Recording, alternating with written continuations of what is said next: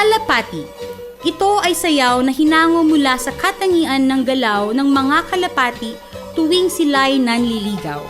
Nagmula sa Kabugao, Ilocos Sur, ang kaibig-ibig na panunuyo ay naglalarawan ng tipikal na kaugalian ng mga Ilocano. Natural, simple at mahiyain.